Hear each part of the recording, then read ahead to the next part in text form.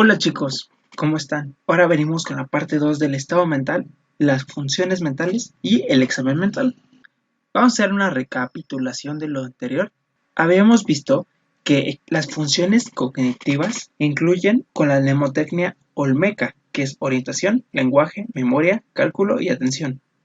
Y habíamos visto lo que es orientación y lenguaje, que la orientación se evalúa con la escala de Glasgow y el lenguaje con 4 cosas: que comprenda, que fluya, que repite y que nomine. Ahora veríamos lo que es la memoria, el cálculo, la atención y los demás que están en naranja, que serían actitud, psicomotricidad, percepción y praxis.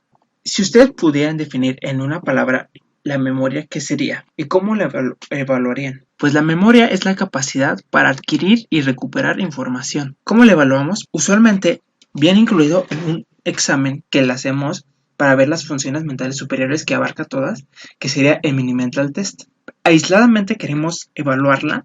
Tenemos dos, que es la escala de memoria de Bechler, que es para personas de 16 a 89 años, y el test de retención visual de Benton para ver la memoria visual. Pero esperen, ¿cómo? Entonces, ¿hay más de un tipo de memoria? Sí, la memoria se puede dividir en 4 partes: por su origen, por la forma de almacenamiento, por el tipo de información y por la duración. Si bien aquí no lo pueden recalcar tan bien, lo vamos a ver en un esquema. La memoria lo vamos a dividir en dos: en explícita y implícita. La que tiene la I significa que es involuntaria. Así de fácil lo pueden recordar. Entonces todo lo que es voluntario es explícito. Y el explícito lo podemos dividir según el tiempo de duración, es decir, corto o largo. Corto sería minutos, horas y días, y largo sería de semanas, meses o años. Y bien, la de corto plazo la podemos dividir en dos: en inmediata o reciente. La inmediata es la que es recuperable y la reciente es autobiográfica, mientras que en largo plazo lo dividimos en dos también, que es semántica y episódica. La semántica lo podemos ver como si, con todos los libros que has leído de medicina en toda la vida. Eso es de conceptos, eso te lo aprendes conforme vas estudiando una y otra vez. Eso sería la memoria semántica. Y la episódica es cuando uno va a rotar de los hospitales y ve a los pacientes, o ve a un paciente que se cortó los dedos y le pasan soluciones o le dan vendajes. Todo eso que lo vives con adrenalina y con toda la alegría del mundo, eso es episódica. La implícita, como habíamos dicho, es involuntaria. Entonces tiene que ver con 3 cosas. La primera sería el procedimiento, que muchos lo consideran como la memoria de trabajo. ¿Cómo podemos definir la memoria de trabajo? Bueno, si alguna vez han tocado un instrumento, al principio uno se va aprendiendo cada una de las notas y conforme pasa el tiempo uno deja de tocar. Si vuelve a tocar, básicamente el cuerpo, al volver a hacerlo, recuerda algunas notas e incluso puede volver a tocar la misma melodía. Eso es la memoria de trabajo, porque al ser actividades motoras, el cuerpo lo recuerda, mientras que el condicionamiento es como los perros de Pavlov. Si alguna vez escucharon de que si tocaban una campana, los perros empezaban a salivar, nosotros también estamos condicionados. Ustedes desde primaria iban a comer porque tenían hambre cada vez que sonaba la campana. Y de impronta es en un momento crítico de nuestra vida, es decir, imagínense a los patitos. Los patitos siguen a la primera persona que vean, por lo que al nacer tienen que seguir a alguien, y cuando crecen dejan de seguir a alguien y dejan el nido. Esa memoria de seguir a alguien les queda como en un momento crítico, y eso sería la memoria de impronta. Ahora bien, regresando a nuestra definición, recuérdense que lo vamos a dividir nosotros en 4. Por duración, que es corto o largo. Si es corto, es de reciente o de fijación. La remota o de evocación. En la semántica y episódica la vamos a dividir de largo plazo. La explícita y la implícita tiene que ver que sea voluntario o no voluntario. Mientras que por el origen de la información puede ser visual o verbal. Aquí yo les puse que es izquierda o derecha. En realidad, si ustedes vienen y me dicen, no, es que el lenguaje se origina del lado izquierdo, del hemisferio izquierdo, y yo les voy a decir que sí, pero el procesamiento de la memoria es en el hemisferio izquierdo y el hemisferio derecho es de lo verbal. Ahora bien, las alteraciones de la memoria tienen que ver con una en específico, que es la amnesia, que yo creo que muchos han visto en varias películas donde el chavo tiene que enamorar a la chava que se le olvidó toda su vida, todo su pasado y todo su noviazgo, ¿no? Pues es igual, aquí no es lejos de la realidad porque se altera la memoria a largo plazo. Si bien algunos me dirán, no, es que la amnesia anterógrada es la incapacidad de adquirir nueva información. Sí, pero no necesariamente tiene que ser la memoria a largo plazo. O sea, a largo plazo se altera la memoria o la memoria a largo plazo se altera. Entonces en la amnesia anterógrada, donde lo podemos ver en un ejemplo como la de Buscando a Dory o Buscando a Nemo, el personaje de Dory que es incapaz de recolectar nueva información porque se le olvida, eso es amnesia anterógrada, pero ella no recordaba su pasado, eso sería amnesia global transitoria, que no recordaba varias horas de duración, y la amnesia retrógrada es la que se altera de los hechos pasados, como lo es como cuando las personas que se le olvida todo su pasado y solo recuerdan lo que está pasando ahorita, eso es amnesia retrógrada. Entonces, ¿qué se afecta en la memoria? ¿Dónde se tiene que afectar? Hay una anatomía y hay algo en específico que se llama circuito de Papez. El circuito de Papez es un conjunto de estructuras nerviosas que forman parte del sistema límbico y están implicadas en el control de las emociones. El circuito va a empezar con donde dice regiones corticales, es decir, va a recibir de un estímulo fuera hacia el tálamo, y el tálamo lo va a enviar a la corteza sensorial, donde las cortezas sensoriales van a enviar impulsos corticales difusos hacia el hipocampo. Y el hipocampo es el encargado de almacenar toda la memoria. Digamos que, aquí, como dice ahí, tiene dos áreas corticales prominentes, el hipocampo en el área del lóbulo temporal y la corteza del cíngulo. Podemos decir el que se encarga de una respuesta corporal es el hipotálamo y el que se encarga de una experiencia emocional es la corteza del cíngulo. Entonces, para una memoria necesitamos ponerle una respuesta corporal, emocional y almacenarlo. Entonces, para ello necesita pasar primero al hipocampo y hay un puente entre el hipocampo y el hipotálamo que es el fórnix. Y entre la corteza del cíngulo y los cuerpos mamilares podemos encontrar el tálamo, que ahorita vamos a ver qué partes del tálamo, dónde, cuándo, porque si hablamos de tipos de memoria, cada tipo de memoria va a tener una estructura específica, pero básicamente todas se conectan por medio del circuito de Papez. Ahora, ¿dónde están los tipos de memoria? Primero tenemos la memoria explícita, que si se acuerdan es la que es voluntaria y depende de dos tipos de estructuras, específicas y no específicas. Entonces, las dominio específicas son aquellas que abarcan en unas partes del hemisferio que son áreas de asociación, mientras que las no dominio específicas son tres: temporomediales, diencefálicas y prosencefálicas basales. Vamos a ver cada una de ellas. La región temporomedial implica tres, que es la amígdala, el hipocampo y el fórnix. La amígdala lo podemos ver en este dibujito, que es, este circulito sería la amígdala, todo esto de este color cafecito sería el hipocampo y todo esto hasta acá sería el fórnix. Entonces cada uno tiene una función de la memoria. La amígdala es el componente emocional, mientras que el hipocampo, que incluye el cuerpo de Amón, las regiones entorrinales, perirrenales y parahipocampales, implican el almacenamiento y la creación de un recuerdo o bien evocación por circuitos reverberantes. Si se afectan pueden crear la amnesia global severa.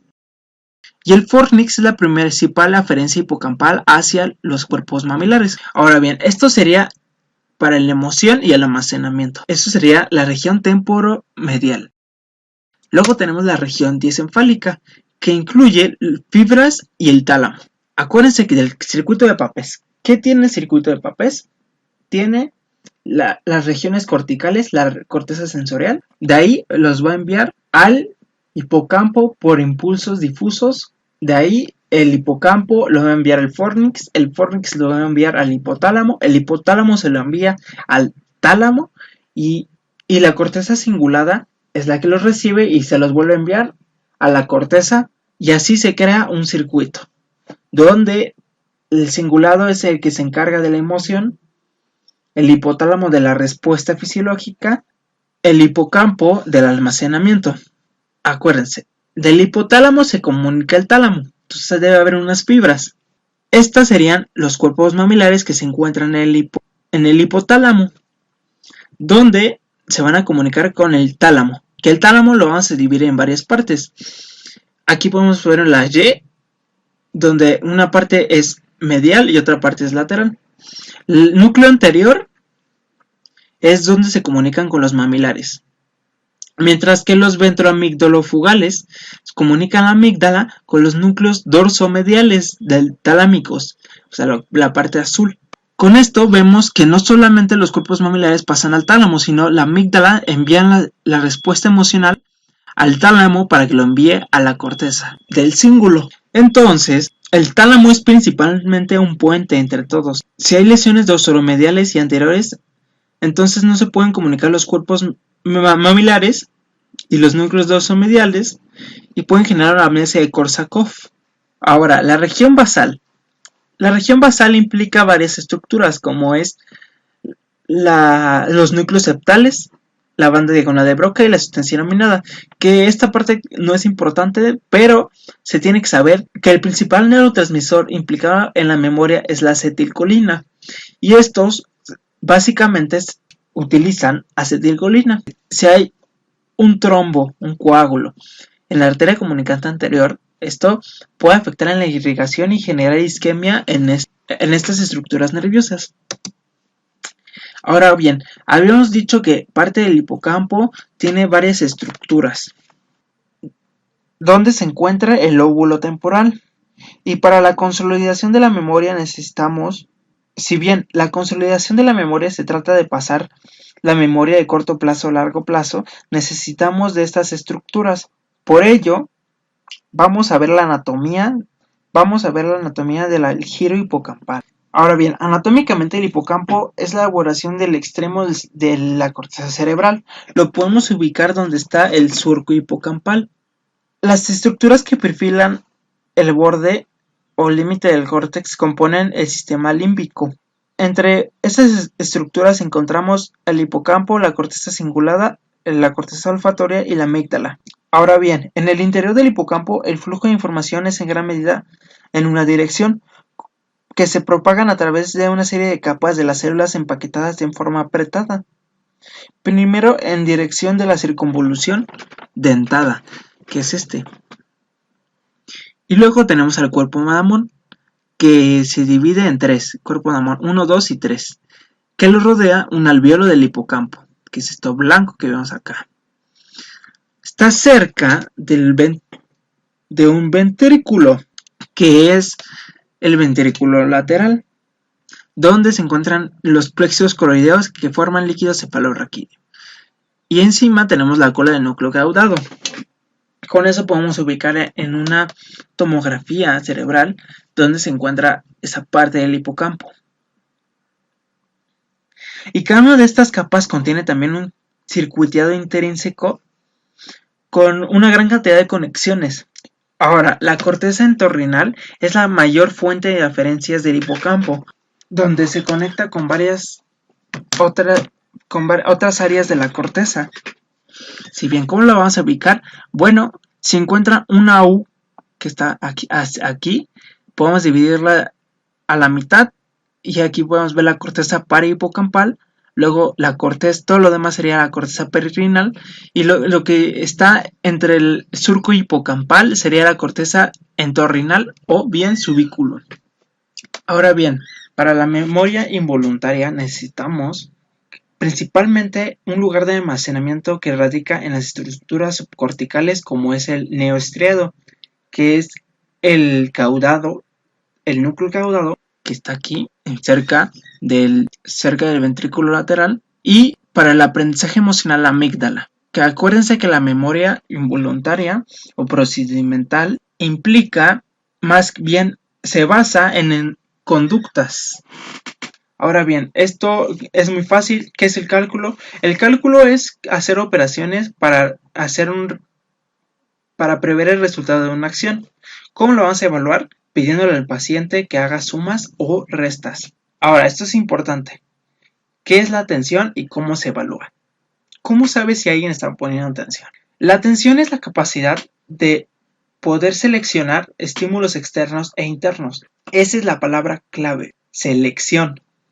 ¿Cómo lo vamos a evaluar?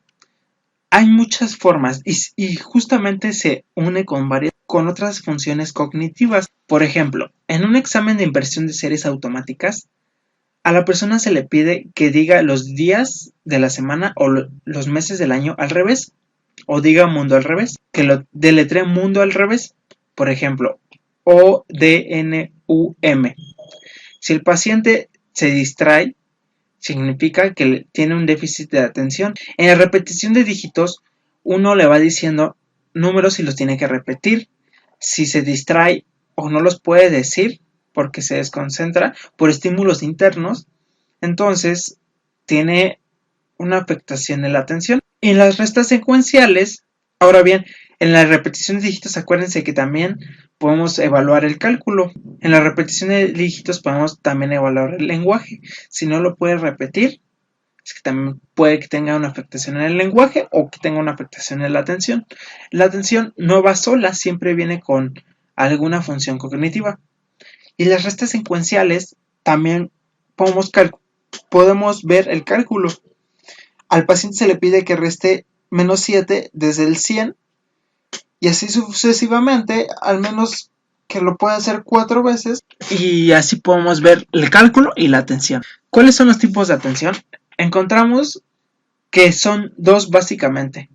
Y combinadas los vemos como atención conjugada. La atención pasiva la vamos a ver como la involuntaria, o sea, la espontánea. Es decir, si pasa un avión gigante enfrente de nosotros, de la nada, nuestra atención va hacia ese avión que apareció de repente.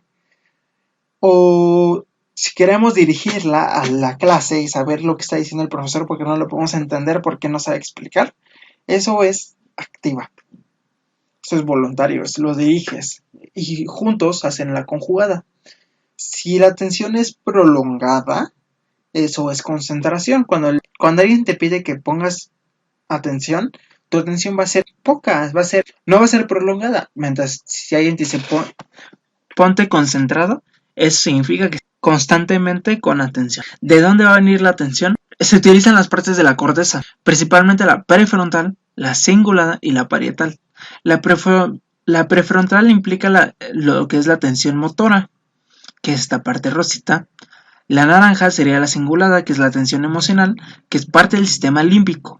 Y el parietal es la atención sensorial. Ahora, donde están las alteraciones de la atención, los llamamos disprosexias. Si es normopréxico, es que su atención es normal. Si es hiperpróxico, aumenta la atención activa. Si es hipo, es menos disminución de la atención activa. Aprosexia es pérdida total de la atención activa.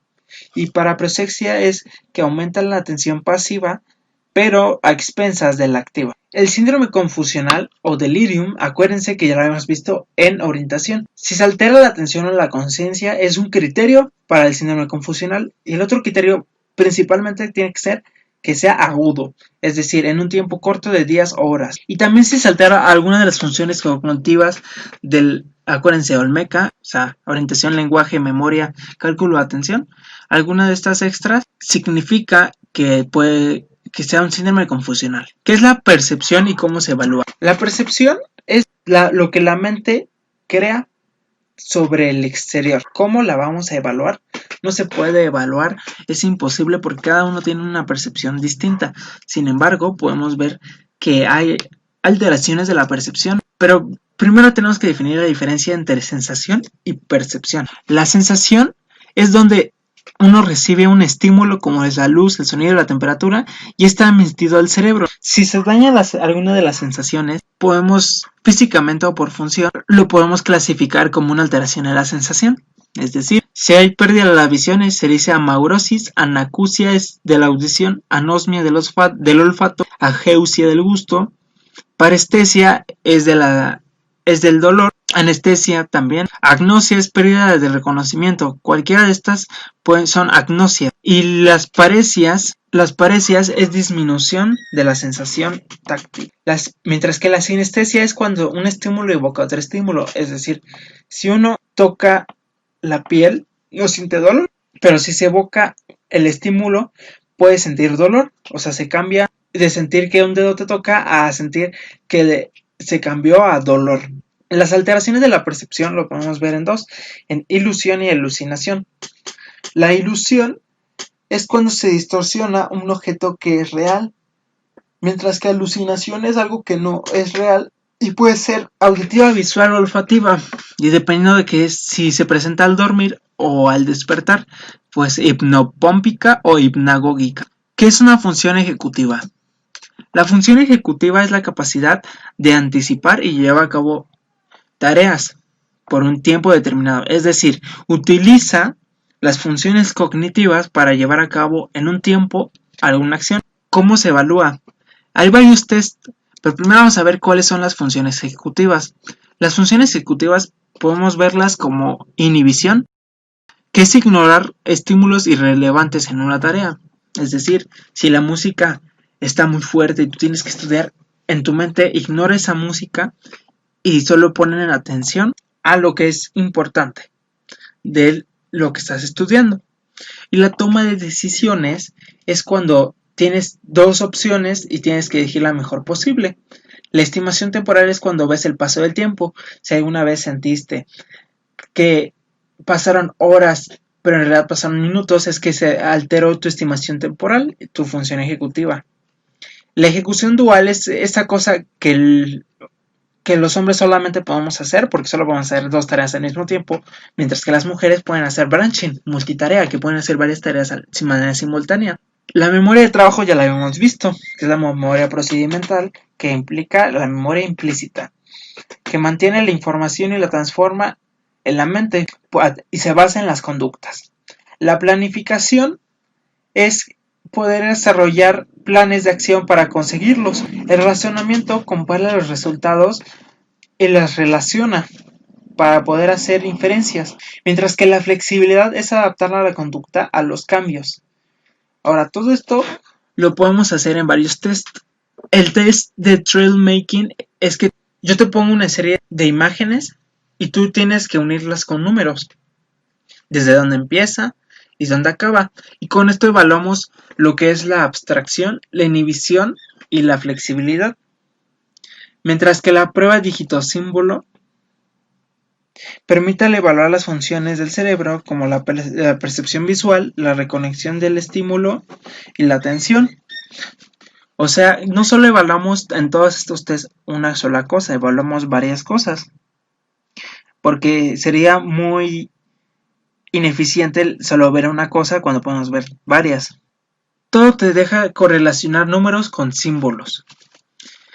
Mientras que el test de cartas de Wisconsin básicamente hace lo mismo, la abstracción, inhibición y la flexibilidad. Son cartas que difieren en forma, en número y color, y el examinador indica si está correcto o no. O sea, ¿qué implica esto? Son dos juegos de 64 cartas. Las cartas están compuestas por la combinación de tres clases. O sea, tienen un triángulo rojo o tienen de dos estrellas verdes. Y el paciente tiene que decir, aquí yo veo dos estrellas verdes, un triángulo rojo, 4 círculos verdes, 3 rombos azules. Y así podemos evaluar esas funciones ejecutivas. El test de Stroop básicamente también evalúa la inhibición y la flexibilidad, donde pone la palabra y el color, es decir, azul y está de color naranja. Entonces, si yo te pido que digas, dime solamente el color, entonces, aunque diga azul, tú me vas a decir naranja porque está de color naranja las letras. Ahora, ¿dónde están las funciones ejecutivas? Principalmente lo vemos en la corteza prefrontal, porque hay un sistema de conexiones donde no solamente hay una sola área, sino son varias áreas. Ahora, la corteza prefrontal se trata de los procesos cognitivos para la selección de cuándo se deben de actuar. Las áreas dorsolaterales son una parte de la corteza prefrontal que permite seleccionar conductas para la memoria del trabajo. La corteza orbitofrontal sirve para la toma de decisiones. Este es un procesamiento cognitivo y se conecta con algunas como parte del sistema límbico. ¿Qué es una función emocional? Las funciones emocionales es una capacidad mental para relacionar los sentimientos y los comportamientos. ¿Cómo lo vamos a evaluar? Esto es la inteligencia emocional. Hay que hacer una escala de diferenciación de emociones. Es decir, si yo te pongo la imagen de una situación, por ejemplo un funeral, y yo te pongo una serie de caritas, como los emoticones, te pongo una carita feliz, una carita triste, una carita enojada. Básicamente, si pongo un funeral, uno tiene que poner una carita triste. Si uno pone de carita feliz, significa que el estado de ánimo es diferente y la inteligencia emocional tal vez no es alta. Por eso, tenemos que saber la definición de emoción, sentimiento y estado de ánimo. La emoción es cuando te causa una respuesta fisiológica, mientras que los sentimientos no. En las emociones son inmediatas, son espontáneas, mientras que los sentimientos son más estables y duraderos. El estado de ánimo es más bien permanente y solamente cambia cuando hay una alteración en las emociones o en los sentimientos. Es una combinación de ambos. ¿Qué es una apraxia? La apraxia es la habilidad motora adquirida, es decir, son movimientos organizados, básicamente. Por eso, ¿cómo lo evaluamos? Con la misma. Pero básicamente las praxias las vamos a dividir en varias. Si yo te digo que sonrías, tú vas a hacer el movimiento de sonreír a voluntad. Eso sería idiomotor. Pero si yo te pido que hagas tortillas, lo primero que vas a hacer es que vas a voltear tu mano constantemente. Porque primero necesitas saber cómo haces tortillas. Te necesitas conocer la acción. ¿Para qué volteas tortillas? Para amasarlas o para enfriarlas. Eso es la función de toda la acción que haces y lo haces en un orden. Eso sería idiomotor, o sea, piensas la acción y la haces. Si bien se parece a la idiomotora. Las faciales tienen que ver con qué es de la cara. Si yo te digo sacar la lengua, sacas la lengua. Y porque yo te dije que sacaras la lengua, sabes que la acción de sacar la lengua la haces. La visoconstructiva es que si yo te digo dibuja en el aire un cuadrado, tú dibujas un cuadrado, porque lo visualizas como es un cuadrado y lo dibujas. Eso sería visoconstructiva, construyes lo que visualmente habías visto. La actitud tiene que ver con dos, que sea positiva o negativa. Si es cooperadora interesada, lo hacemos como positiva, y si es negativa es manipuladora o desinteresada. La psicomotricidad tiene que ver con un lenguaje corporal, es decir, es lo que la mente expresa corporalmente. Y lo principalmente serían las alteraciones de la psicomotricidad. Si hay hipomimia, son los movimientos faciales pobres, mientras que las corporales sería cinesia. Entonces, si hay asinesia, hay ausencia total de las faciales y de las corporales. La inhibición psicomotora es la incapacidad parcial o total de hacer órdenes. Es decir, si yo te digo que comas, tú no puedes comer porque tienes esa incapacidad. Las estereotipias son la repetición continua de movimientos. La podemos dividir en dos, en tics o temblores. Los tics son repetitivos y sin control voluntario y son arrítmicos, mientras que los temblores son rítmicos, son oscilatorios. El síndrome catatónico incluye una alteración de la psicomotricidad y se caracteriza por tres cosas. Porque se alteran los movimientos, es decir, hipercinético, o sea, cinético, que tiene que ver con movimientos corporales, y aumentan los movimientos corporales, o hipocinéticos o asinéticos. Y las peculiaridades de los movimientos tienen que ver con estas estereotipias, si tiene tics, si tiene temblores, si tiene manierismos o bizarrería, o negativismo, que son fenómenos de sugestibilidad, como lo es la ecolalia. La ecolalia es el trastorno del habla que consiste en la repetición involuntaria e inconsistente de las palabras. Y la ecopraxia es la repetición involuntaria de los movimientos observados de otra persona. Ahora, acuérdense, ya vimos orientación, lenguaje, memoria, cálculo y atención. Mientras que ya vimos el estado de alerta, la atención, el hábito externo. Acuérdense que ya vimos el estado de alerta, la atención, el cálculo, la memoria y la atención. Entonces, Y lo demás sería la actitud, psicomotricidad, percepción y las praxias. Y el hábitus externo es nuestra opinión subjetiva de cómo es el paciente. De si es alineado con higiene, con facies, características. Bueno, muchas gracias. Yo espero que les haya servido. Si tienen alguna duda, no duden en comentar aquí abajo. Suscríbanse. Síganme en la página de Facebook en SimulaMed. Ya pueden seguir y ver nuevo contenido. Ahí pueden enviar mensaje y sugerir todo lo que quieran. Espero que se encuentren muy bien y chao chao.